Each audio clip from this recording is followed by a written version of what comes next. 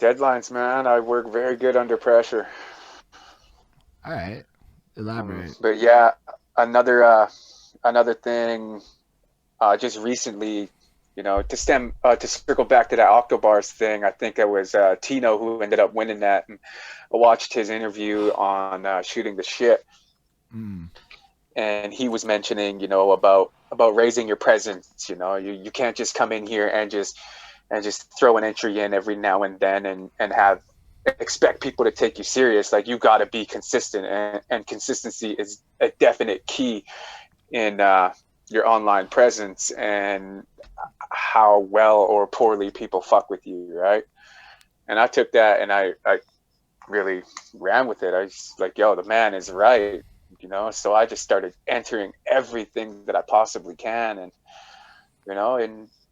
another thing is very recently I underwent a knee surgery, which put me on the couch and gave me nothing to do but write rhymes. And it really stepped my pen game up. Yo, hold up. I gotta pause there and give you some big props. Because a lot of people go through moments where they end up with a lot of free time out of nowhere. And they don't utilize that time in any kind of productive way. The fact is, if you want a contest that literally gave you some money, and I'm pretty sure it was American money, so the number's higher for you. Uh, therefore, like, and like you get the interview and all this other shit, like that means you earned that. Like you took a situation in your life where like bad thing happened. And it sucks, dude. I'm sorry, dude. That sounds like it's fucking awful. I would not handle moments like that very well, I'll be honest with you. But you took that and you rolled with it and you saw the opportunity and like I'll be real, I don't have the time to go into contests like that. For me it's like a different world. But for what you're doing, you still made the most of it. And like in a lot of ways there's a lot of people that are facing a reality in the same kind of way that you are, right? Where like they have a Yeah. lot of free time on their hands. And maybe it's not rhyming. Maybe there's another thing they could be doing in their life. But they could be using this time to kind of acquire a new skill set and find a new network of people. Because, yo, I can tell you one thing, man. Like, there's a lot of people at home. This is why it just worked out for me a little bit that Twitch is the shit and, like, people are willing to stick around because there's a lot of people at home right now without a lot of things to do. And Netflix is kind of shitty these days. So, like, here we are. Um, Back. and yo, for real, we're still at 10 people, and it's been kind of hovering that the whole time. So motherfuckers is invested in our chat, which is fucking amazing, dude. Because you're an interesting guy. So I just again want to thank you for that. But before we move on, we have a question from the homeboy Lindell Williams, who's been down from. He's like, if there's a day one in terms of audience members, Lindell Williams is a fucking day one. And he goes, is there a music genre that you prefer to rhyme over as far as beats or making beats? Actually, do you make beats or do you just rhyme over beats? Yeah, yeah, I produce as well. So yeah, do you have a favorite genre that you are drawn to with regards to that? G Funk all day.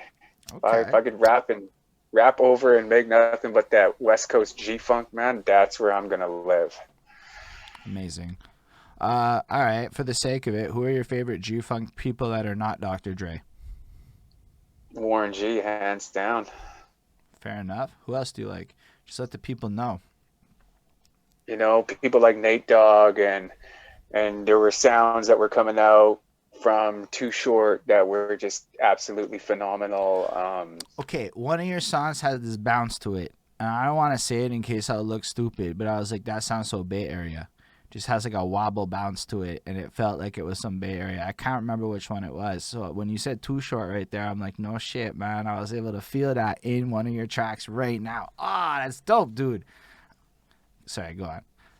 Yeah, I mean, just I was heavily influenced by everything on the West Coast. I didn't start listening to East Coast stuff till I was in my 20s, pretty much. Mm. I was just so ignorant with West Coast is where it's at, West Coast this and that, and I like how you phrase that. I used to pigeonhole myself when I was younger.